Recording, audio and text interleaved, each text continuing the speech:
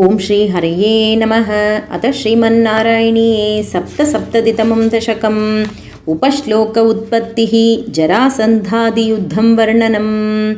సైరంధ్ర్యాస్తదనుచిరం స్మరాతురాయా యాతో భూసులలితముద్ధవేన సార్ధం.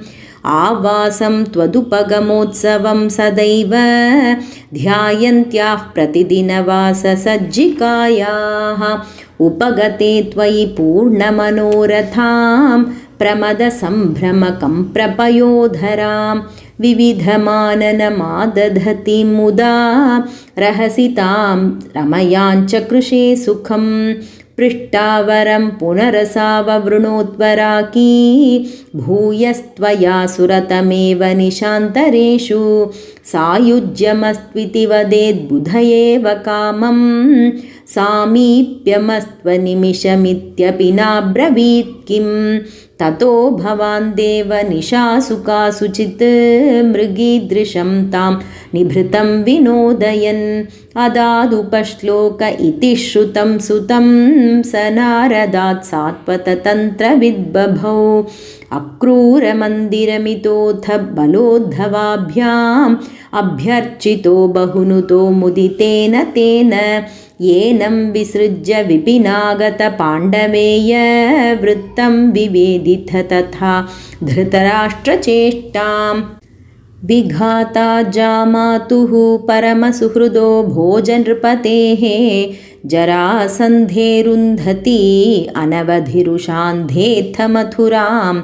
రథాద్యైర్ద్యోర్లబ్ధైః కతిపయబలస్త్వం బలయుతః.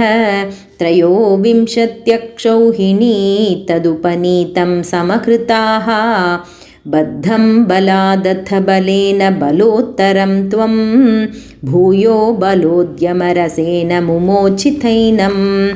నిశ్శేషదిగ్జయ సమాహృత విశ్వసైన్యాత్ కోన్యస్తతో హి బలపౌరుషవాంస్తదానీం. భగ్నః సలగ్నహృదయోऽపి నృపైః ప్రణున్నః యుద్ధం త్వయా వ్యధిత షోడశ కృత్వ ఏవం.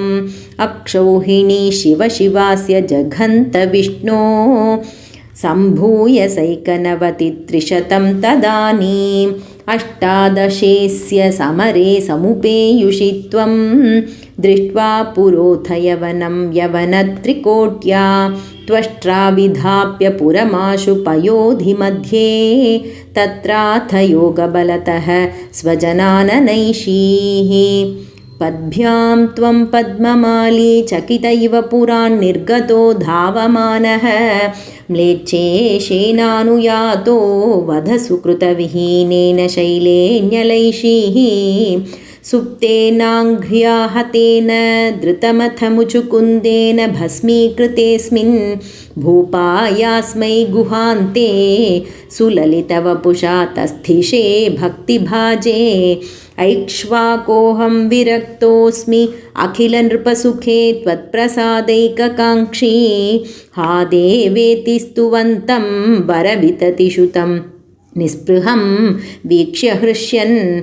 ముక్తేస్తుల్యాంచ భక్తిం ధృతసకలమలాం మోక్షమప్యాశు దత్వా. కార్యం హింసా విశుద్ధ్యై తప ఇతి చ తదా ప్రార్థలోకప్రతీత్యై. తదను మథురాం గత్వా హత్వా చ ముం యవనాహృతాం మగధపతినా మార్గే సైన్యైః పురేవ నివారితః. చరమ విజయం దర్పాయాస్మై ప్రదాయ పలాయితో జలధినగరీం యాతో వాతాలయేశ్వర పాహి మాం. ఓం శ్రీ హరయే నమః. అత శ్రీమన్నారాయణీయే సప్తసప్తతితమం దశకం సమాప్తం.